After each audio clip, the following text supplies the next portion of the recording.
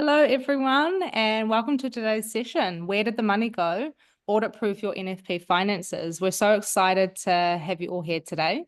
Whilst we give everyone like a minute to join, feel free to put in the chat where you're joining us from today. On our side, I'm based in Sydney. We've got some people in New South Wales, some people in New Zealand, so we're kind of all spread out. So yeah, feel free to share where you're joining from today. It'd be great to know. And then we'll get going in about a minute or so.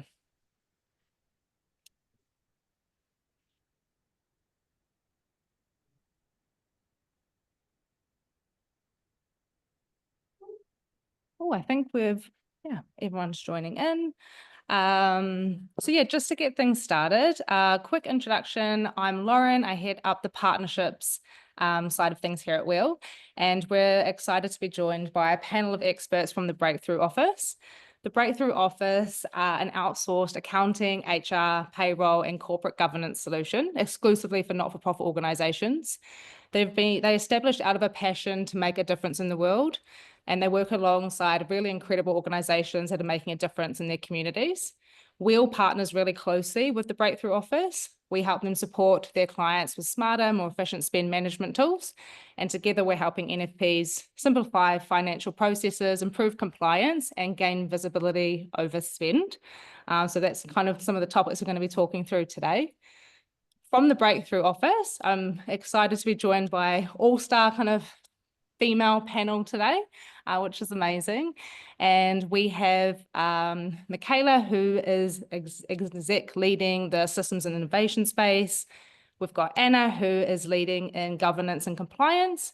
And then we have the general manager, Hannah, who is overseeing day-to-day operations. So some really experienced women on the team today. And as we have kind of gone through, we're going to be covering how NFPs can modernize your finance function, reduce compliance risk, and ensure you're always audit ready. So before we kind of jump into the discussion we're going to have today, just a few housekeeping things. We want the session to be really interactive. Feel free to ask questions throughout the session. Use the chat button, which is at the bottom of the Zoom screen panel, or you can use the Q&A function as well, and we'll do our best to make sure that we answer any of those questions as we go, and we can save some time at the end as well, just to make sure we cover them off. Before we kind of dive into the session itself, which will be recorded and shared with you as well, we just wanted to do a quick poll related to today's topic and understand kind of how confident you're feeling with your current financial systems in terms of being audit ready, and do you feel like they're being leveraged to their full capacity? So yeah, it'd be really helpful for us to understand where you're at, if you're feeling confident or not, for our panelists today to kind of get a good gauge of how you're feeling. So feel free to enter in your poll now, and we can see what the results are.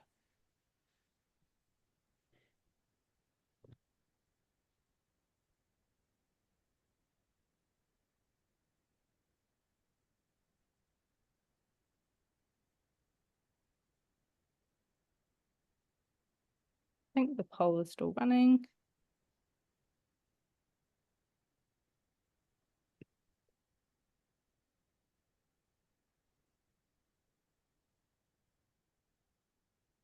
Oh, do we have the poll results available?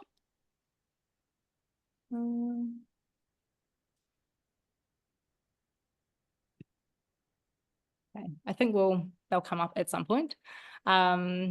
Amazing. Okay, so let's dive into it. Oh, there they are.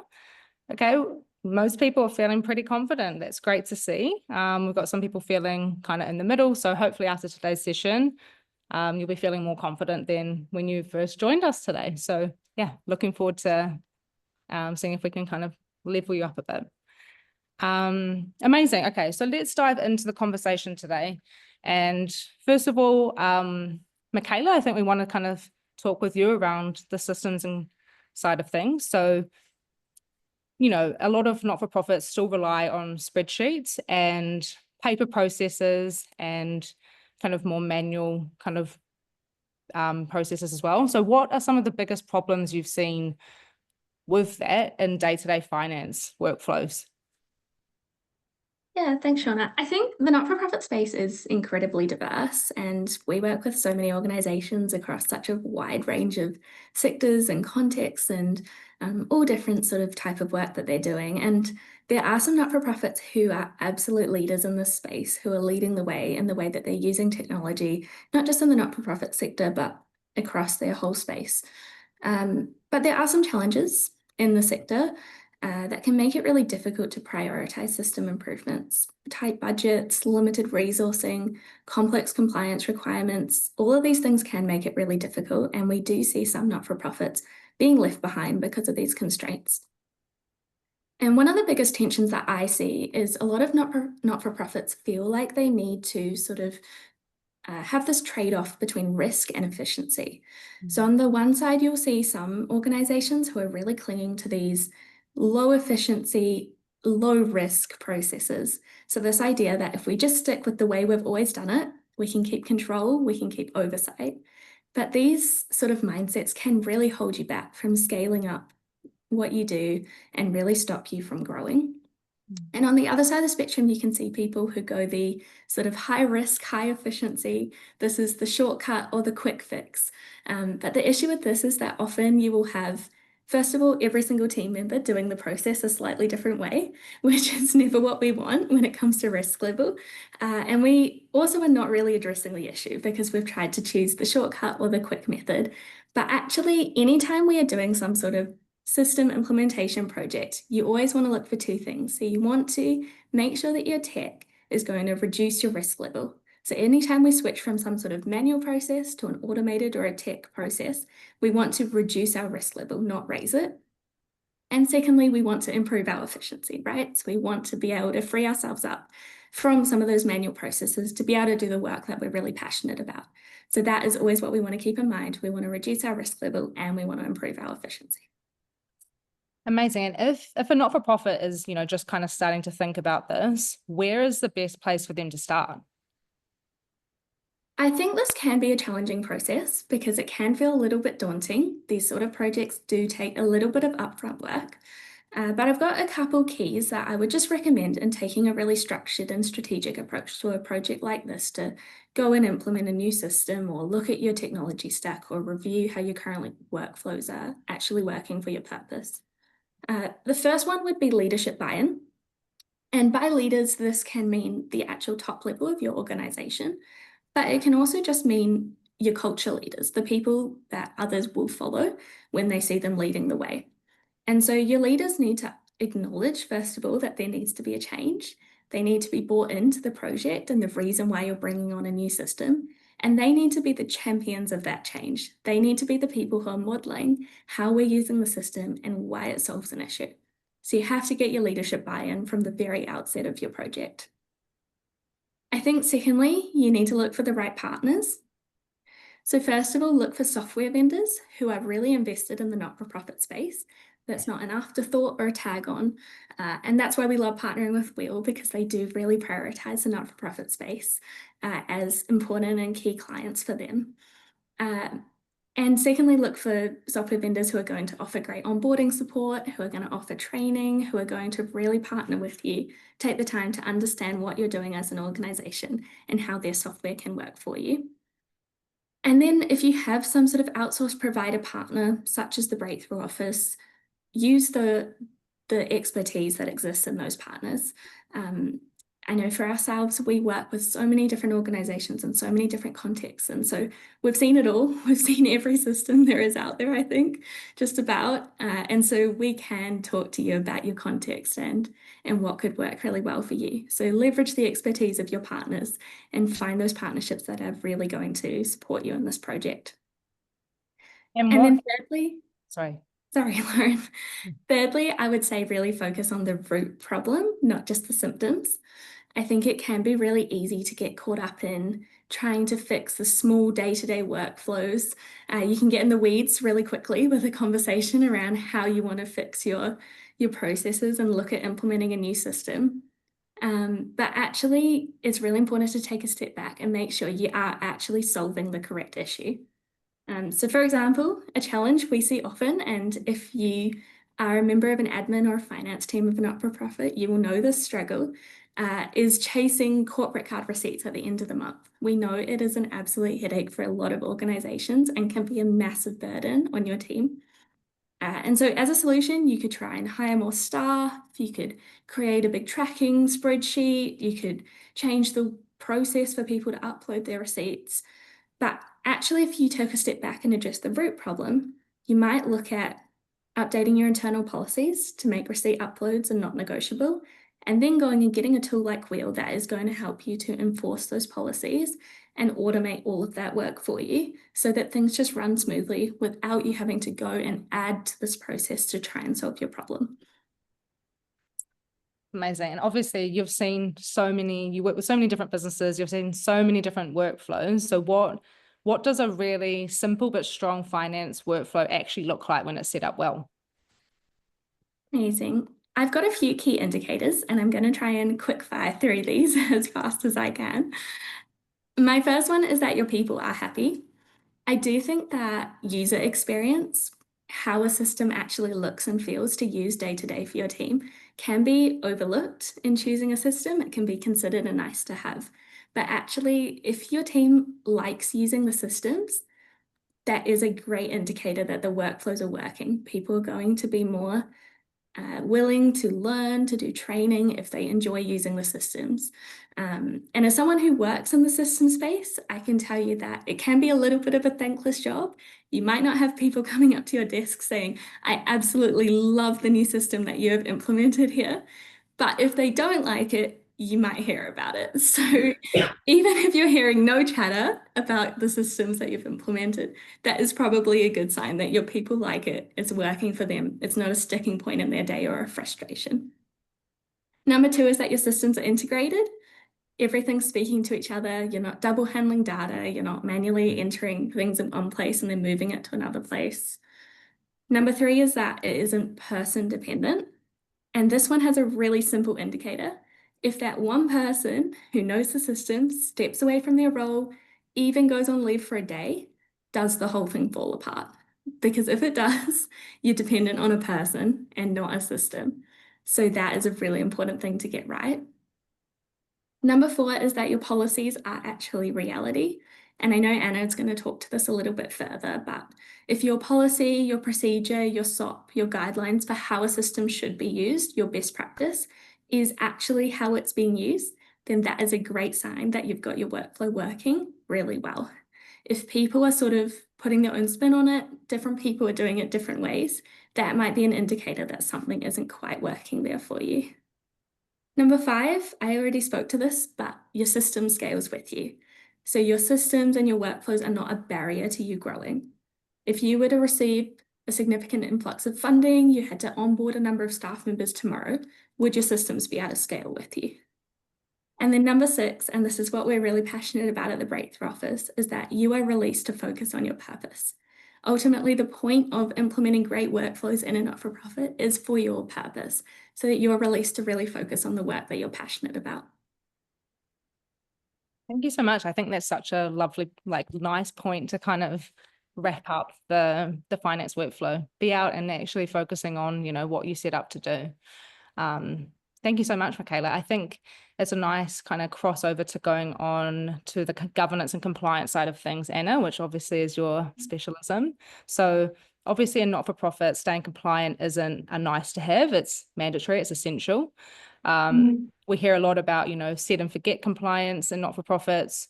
What does that actually look like in practice and why is that so risky? Yeah, definitely.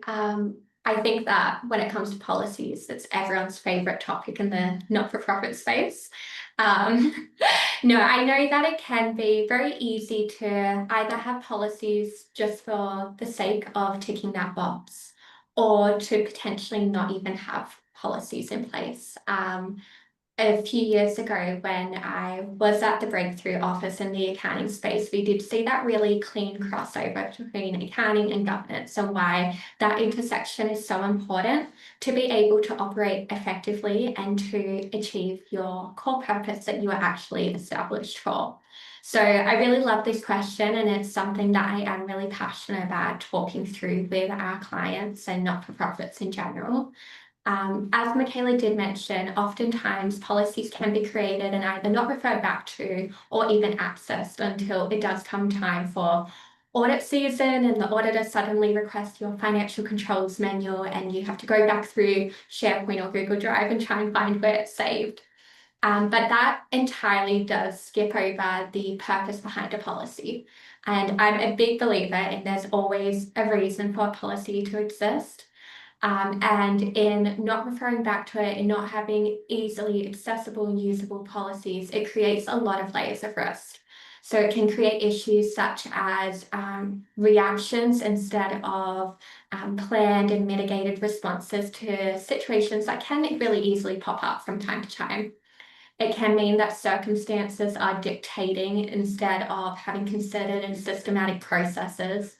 And it can also mean that when a situation does arise, an individual can choose an action without having that company-wide long-term lens.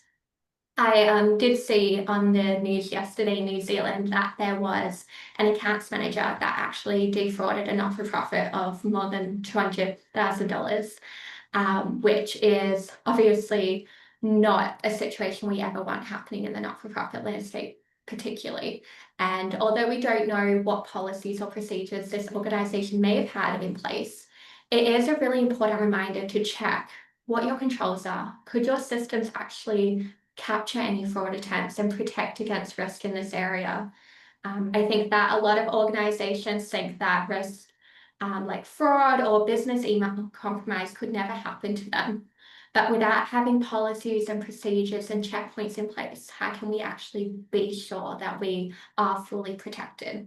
So that is a very long answer, but I hope that your takeaway from that is really policies should be guiding your decisions rather than being reactionary as issues do pop up. Thanks, Lauren. Yeah, no, for sure. And I guess the risks are super clear of needing policies. So how do you close that gap between the policies you have and what actually happens on the ground? Yeah, I think that policies are a really great way to link between your board and the day-to-day operations. It takes that strategic lens, but then should be informed by your day-to-day practices. I know that a lot of organizations do have the best intentions in this space, have policies in place, but when it actually comes to your workflows, it can add either extra manual checks or really just slow down the process. So it's about ensuring that we do have systems and procedures that are actually able to be taken and implemented and to be able to safeguard and not restrict your employees.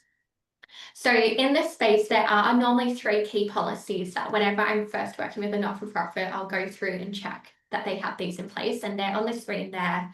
But the delegations, card usage agreement, and just some documentation around the receipt documentation guidance. So just to unpack them a little bit for you, in the delegation space, this is not just your financial delegations. This is across the board. Any decision within your organization should be captured within a delegations policy. You should have access control levels for what decisions can be made by who and what point it needs to be escalated up.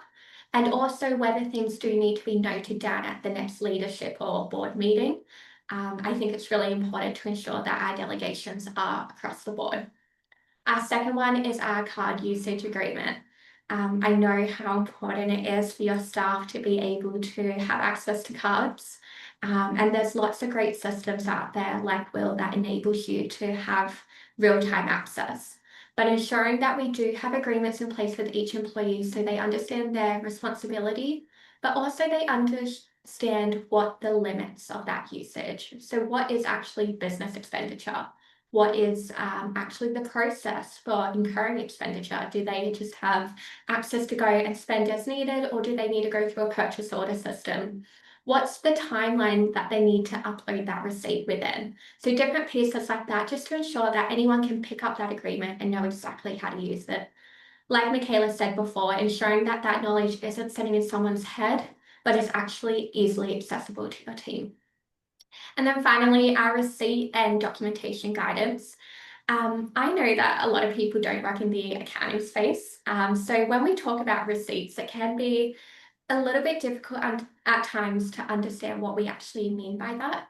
So whether it is that you require your employees to upload a TAPS invoice receipt, or if just a simple FPOS receipt is enough, ensuring that people actually understand what's required for that purchase, and actually having a guide that anyone, even if they don't have an accounting background, they can understand what they need to collect. I do drill down into these more in our takeaway resource today, so please don't worry about memorizing all of that. You will be sent that after today's session, and I do really encourage you to dive into that and use that as a conversation starter for your leadership team. Just the final thing I do want to say on this piece is just on the delegations piece. There is a nuance between delegations and budgets. And I do want to highlight that it's not enough to have an operational budget in place without setting delegation limits. Your operational budget will inform what your total program spend is, but your delegations will actually say for that individual in that role, what is their transactional limit? And both work in tandem, both are so important, but just ensure that you haven't covered off the delegations without actually having your delegations in place. So just did want to highlight that, but thank you, Lauren. I'll hand back to you. No worries. Yeah, no, that's a super clear point to have made. And with all of, you know, these policies and implementing them in practice, how does a not-for-profit go about not overcomplicating things, but still getting, you know, the right levels of oversight and the right outcomes based on kind of what you've said today? Yeah, I think put simply, that first point on the screen, keep your policies practical and user-friendly. If we take that line and implement it, the key takeaways would be, firstly, avoiding jargon and legal terms. Write your policies in plain language that staff actually understand and use. If there's certain acronyms or terms that your organisation use, incorporate them, but don't forget to define them for new starters, and just ensuring that anyone can pick up and use that policy. On the accessibility piece, I do mean two parts from this. Firstly, where are your policies saved? Do you have an easy onboarding and further access system that staff can just jump into at any point and see that policy? Secondly, for accessibility, I know that a lot of us have very lengthy policies in place, but practically, particularly in the not-for-profit space, when we have so much on our plate, no one's going to pick up and read a 50-page manual. So do we have infographics in place? Do you have videos actually explaining policies and really breaking them down? What have you done to ensure that people can engage and fully understand the policy that you have in place? Next, I would say design for action, not perfection. I know there's so many great resources online that are really great templates and starting places for policies, but ensure that you actually take that and create a policy that's fit for purpose for your organisation. Ensure that you don't have overly prescriptive procedures. Good policies should guide your decision making and not create bottlenecks. I know that Michaela spoke a little bit on the systems front, but ensuring that your systems do add value. Get feedback from all of the people involved in the process. Ensure that your financial processes help people to do their job more effectively and really guide them through different challenges that may pop up and aren't just there as compliant tick boxes. So ensuring that our policy enables and doesn't restrict. And then finally, I would say that if you shift your view from reactive to proactive and ensuring that we are really setting our team up for success. We don't want anyone to feel as though policies are there for surveillance or to try and catch them out, but really just being usable tools that they can take and implement in their day-to-day workflows. So that's one part of their role they don't actually have to think about. The policy tells them how to do it. So that's how I would say is a way that you can avoid overcomplicating your finance setup. Again, we have documented this in our takeaway resource, so encourage you to just take that, read through your policies and just see how you do rank against these different points and what potentially are takeaways that you can implement in practice. Amazing. Thank you so much, Anna. Such a great tangible action to kind of go away with today. off the back of everything you've just said, Hannah, I'd love to kind of hear from you as someone who has experienced this type of transition firsthand yourself. So yeah, what have you found to be the kind of biggest shift that happens when a good finance process is introduced? Absolutely. Thanks, Lauren. I think for context, in my previous role, I was actually the CEO of a not-for-profit, and that's where I initially connected with the Breakthrough Office, and saw this shift happen firsthand at an operational level and perspective. In another previous working life, early in my career, I was also an executive assistant, and so I have a firm belief and strong conviction that the reality is that administration really is the backbone of organizations. With excellent systems and processes, organizations have an exceptional foundation and framework on which to build and scale. And without that, it can feel quite chaotic and messy at times. And like your time is being spent chasing your tail rather than invested in building things forward. And so when a strong finance process or a really good workflow is introduced, it really unlocks your ability to work in your zone of genius. It creates space for that clarity, for focus, and for impact. Instead of being caught up managing clunky systems or trying to hold everything together, you're supported by structures that are quietly doing their job in the background. Everything's just moving smoothly, and that frees you up to go and do your job. You're not spending your time and brain power on things that can be streamlined and automated. There's a 5% rule, which is a concept that was introduced by a guy called Wayne Cordero in his book, Leading on Empty. And it really emphasizes the importance of focusing on the unique tasks and responsibilities that only you can fulfill while delegating and streamlining the rest. And so it's this concept that 80% of the tasks that you might be doing or that are being done within your organization can really be streamlined, automated, and delegated. 15% are tasks that can be delegated or taught to others with some level of effort and training. And there's only 5% of what we are actually doing that are our own unique contributions and responsibilities and things that only I can do. So when you do implement a really good finance system or a really good workflow that's designed well, that 80%, a lot of that is handled with ease. And that gives you a whole lot more space for the 5% that really matters. It's not about stepping away from admin because it's a burden in that way, but it's about honoring the importance of that administration, recognizing it is the backbone of an organization, and ensuring it's handled with excellence. When it's flowing well, everything else can move forward with clarity and confidence. So from my perspective, when I went through this process in my previous role, my estimation was that I got about 12 hours a week back by leveraging experts in the field working with TBO. And by putting in really effective, smooth workflows and processes, I was then freed up to lead with purpose, to really focus on the impact delivery and the work that we were doing, and was much more aligned with why I personally got into that work in the first place. Love that. I love this 5% rule. I'm going to take that away as well. Yeah, it's a great rule. So good. Yeah. No, great to hear about how that's happened, like how your experience has kind of shaped that. And do you have any advice for how to get people on board? So busy staff or non-finance users, how do you get them to buy into a new system or workflow?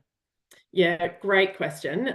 When it comes to getting people involved or engaging with a new system or workflow, it really starts with people understanding and having clarity around why.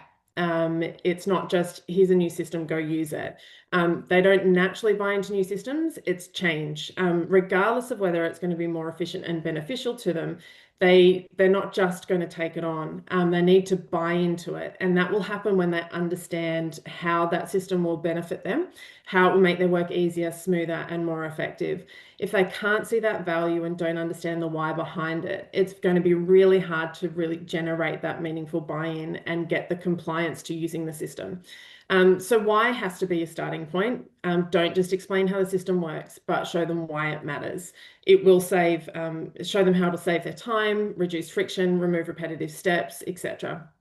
But that kind of engagement, being able to speak with clarity to the why, doesn't just happen by accident. It really requires intentional planning and thoughtful change management. The success of a rollout is only about 20% on the technology. 80% is about the people. And that means anticipating the human response to change. So as you're planning a rollout of a new system, asking yourself, what are the concerns and doubts that people might have? How will it impact the day-to-day? What support are they going to need to feel confident and not overwhelmed? It might be questions that they have around, is it going to create more work for me? Will I be expected to pick it up and be able to use it perfectly from the first moment I see it? Is it just another initiative that won't last?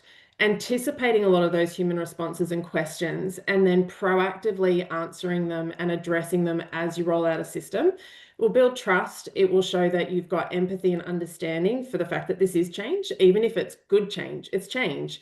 And it will create that space for people to feel comfortable to come and ask questions and really clarify things as you go through a transition process. So I've seen this process, making sure that you get that buy-in with the why, anticipating the questions and planning the change process, work time and time again. When they know that the workflow is going to benefit them, they're not just going to comply, but they're going to choose to engage because they see that benefit. And the final thing would really be about involving people early in the process. I think Michaela mentioned it earlier on about getting leaders on board. And it's the same when you actually then go to implement these workflows and process changes. Getting the change makers involved, the early adopters, those who are going to champion the change early in the process, even in the design process, that will give them a sense of ownership, a sense of being included in the process, and will lead to a stronger uptake and better long-term success. So finding your champions of change and involving them is really important, and where that sustainable engagement and transition starts. Amazing. All such good advice. And at this point in the year where Q1's ending in New Zealand and Q4's ending in Australia, so what is the importance of good financial reporting in the not-for-profit landscape right now?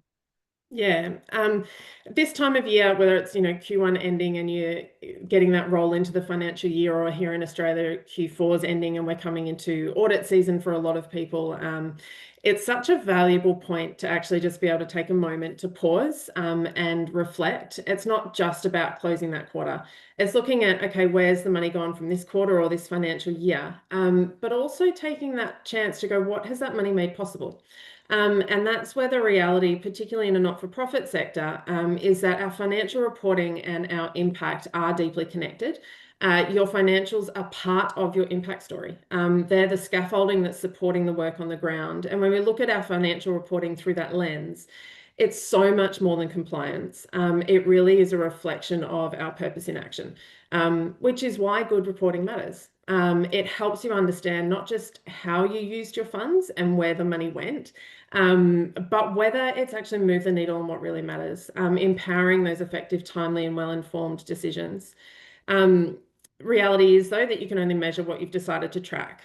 So a key part of the process in this kind of pause moment and reflection is being able to be clear on your metrics, what they are and how you're going to gather them.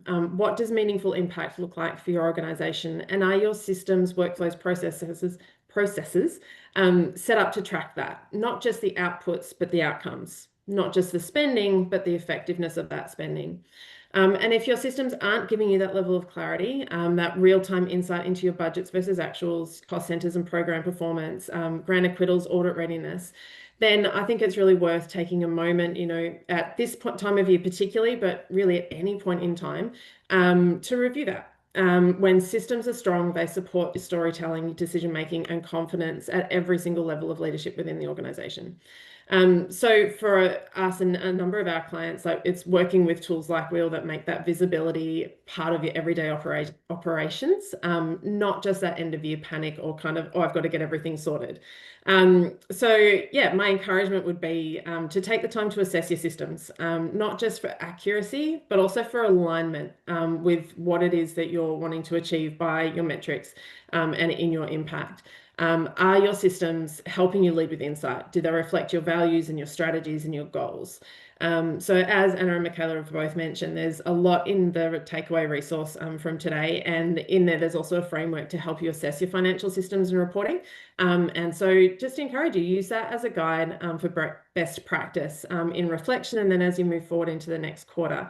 Financial systems aren't there just for compliance, incredibly important for compliance. But in addition to that, they really do help you lead with purpose, and they help you tell the full story of the impact that you're here to make. Thank you so much, Hannah. Such great insights. And yeah, you've all shared so much useful information today. And just before we kind of do any Q&A, it'd be great to, I know our audience said that you're mostly feeling confident around being audit ready. There's some people who are kind of in the middle, but you've shared a lot of tips and tricks today. So, but what's the number one thing that you think that someone can do this month to move towards a more audit-proof, efficient financial process? Michaela, maybe we kind of start with you. For sure. I think just pick one problem. Pick one problem that is really having that significant felt effect on you and your team's ability to make impact. And it might be quite a big problem, or it could be quite a small frustration in your day-to-day workflows. And then work backwards and figure out what is causing that problem and how can we address it. But start with the easy wins, start with the frustrations for you and your team, and try and work through that problem first. Amazing. Anna, what about you? I would say to continue today's discussion. By coming along today and being part of this conversation, you've already taken that first step. So go away, go to your leadership team, your managers, your board, and really plug into this area, plug into the compliance conversations, the system conversations, and really unpack what your focus is. Hopefully we've sparked some ideas. Hopefully we have created a few points in your head that will guide you along this journey. But also I know that we do have the Q&A in a moment. So if there is anything that you would also like from us to continue the conversation, please don't hesitate to pop it in the chat and we'd love to answer it. Amazing. And Hannah, your one key takeaway or action? Yeah, I think just remembering that you're not alone in this. Sometimes you can look at some of these, big picture things, and whether you're in a smaller startup organization or a well-established organization, at times they can feel overwhelming when you just stare at it and go, how do I figure this out? But you're not alone. You have your team. You've got incredible partners available in the sector to, really collaborate, to bounce ideas off, to champion your purpose. And create that breakthrough. So always reach out and leverage those who are around you in that space as well. Okay. Thank you so much. We've got a few questions coming through. One of them is around, Michaela, I'll probably go to you for this one. Sometimes this happens. People may have had bad experiences with trying new tools before. How do you kind of avoid the risk of implementing something that doesn't work out or doesn't stick? How do you kind of, proof that? Yeah, this is a tricky one, and it can be hard if your leadership team or your board is really resistant to any system changes because of a bad experience in the past. So there's a few things you can do. First of all, I think it's that conversation around trying to reduce our risk rather than raise our risk by implementing a new system and really clearly showing how the new system will mitigate any risk that you're currently open to. So really framing the conversation that way. I think also really unpacking why the last system implementation didn't work and what the issue was. Was the issue that it was just the wrong system? Or was the issue in the rollout process that we didn't train people effectively, we didn't communicate well? Like, what actually was the sticking point there? And clearly show your leadership team or whoever it is that's really resistant to this change, how you're going to prevent against that this time. So learn from what happened last time, understand what the issue actually was, and then really frame it around that risk conversation to make it clear that we're not sort of making impulsive decisions or jumping into things that we haven't really thought through, but have that comprehensive plan a really good rollout with your team, and make sure your communication is really clear and speaks to that. Nice. Goes back to that root cause analysis that you were talking about. Really Exactly. Yeah. Yeah. Yeah, I think just to jump in there, as someone that is very much on the risk side of the conversation and working closely with Michaela, I have seen a lot of systems be reviewed, some rolled out, some not rolled out. And something that I have observed through that process is very much what Michaela was talking about earlier. And firstly, doing that scoping project of what are we actually trying to achieve? I think when you go to market, there's so many systems out there. So also really narrowing what your focus and intention is when you are doing system reviews.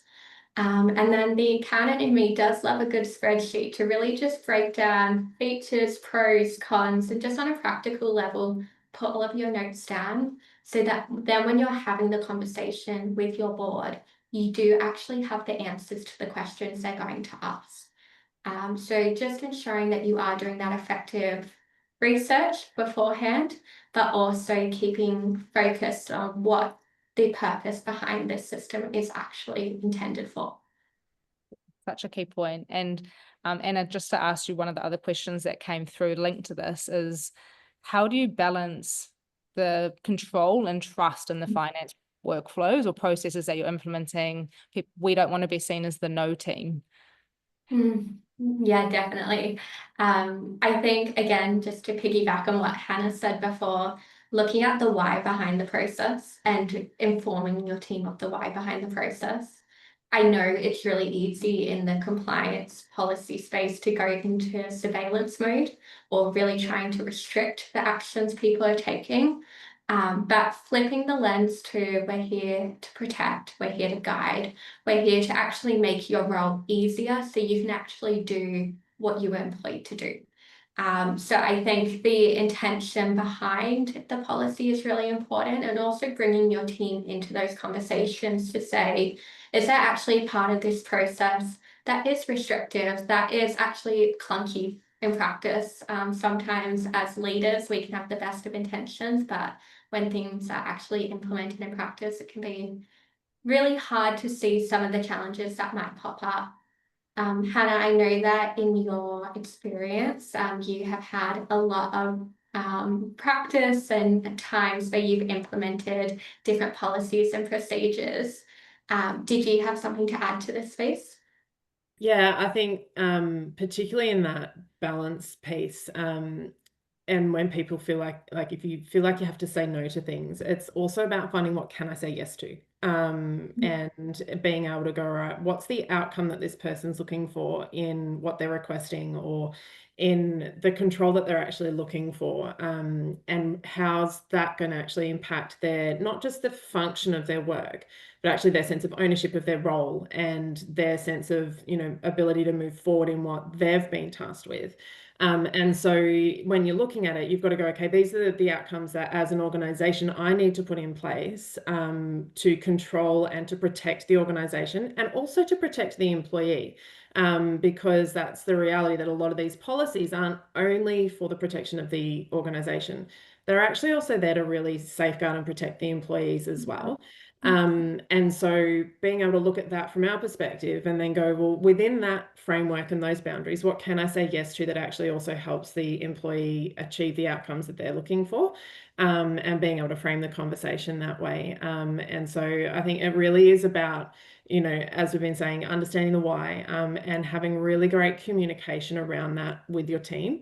And putting in the work prior to the rollout, making sure that you've kind of preempted as many of those objections and those areas of potential contention with your team, and then you communicate that change and the why and the process really well to them, and then being prepared to flex and adjust. And I think as leaders in organizations, recognizing that this is the first rollout, and there will be refinements because there will be things that crop up that we may not have anticipated, because despite all the well best laid plans, there's always surprises.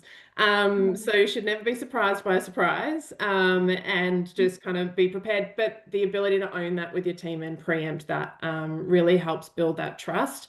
And then when you do have to say no, they will trust that you actually have their best intention, and that you're working together, and it's not actually about a competition for control. It's actually about moving towards the impact that as an organization we're here to create, and they'll trust that response from you as well.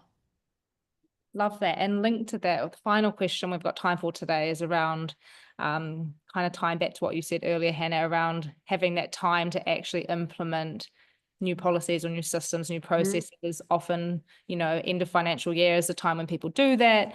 People may want to move forward, but how do you actually, they feel like they're in survival mode. How do you actually carve out that time to do this? You just have to make it a priority. And it's one of those tasks that often drops to the bottom of the urgent list, because you're like, I'll get that done because it doesn't necessarily have an impact on today or tomorrow. But if you don't do it today or tomorrow, the impact is there in a month or 2 months. And so it's one of those things that it takes discipline, and a recognition that when you say yes to something else that comes in and you push this down, what are you saying no to? What's the trade-off? And just being able to really create that prioritization. There's no easy way to do it. There's never going to be a perfect time. There's always going to be something else that comes across the table. And so it's recognizing you've just got to create the time, and then looking at who are the right people to have in that space in creating the systems change. It may not be you. It might be somebody else. It might be that you actually need to contract out getting the new policies, or it might be that you need to contract a change manager to come in and help you with that process. Someone who's not involved in the day-to-day of what you're doing, who actually can make this their sole focus, make the rollout successful. And then, everything else can keep moving at the same time and you don't have to compromise on those things. So it's looking at, all of those different components to it, but making it a priority and then being disciplined in actually following through with that. Nice. And then you get your 5% back. Absolutely. Yeah. Amazing. Well, Michaela, Anna, and Hannah, thank you so much for taking the time to share all your insights, your tips and tricks from working with lots of different not-for-profits for over many, many years. I'm sure everyone in the audience is left with a lot of takeaways. And as you've mentioned, there is also the takeaway asset that we're going to be sending out with the recording of the webinar as well. So definitely look at that and see if you are audit ready. And just before we kind of leave, it'd be really great to know if you're interested in learning more about the Breakthrough Office or Weel. Feel free to let us know and we can make sure to reach out and share more information with you. But yeah, thank you so much for your time today. And there's a poll quickly up now. So feel free to enter in that. And yeah, it was a great session. Thank you so much. Amazing. Thank you, Lauren. Thanks for having us. No worries.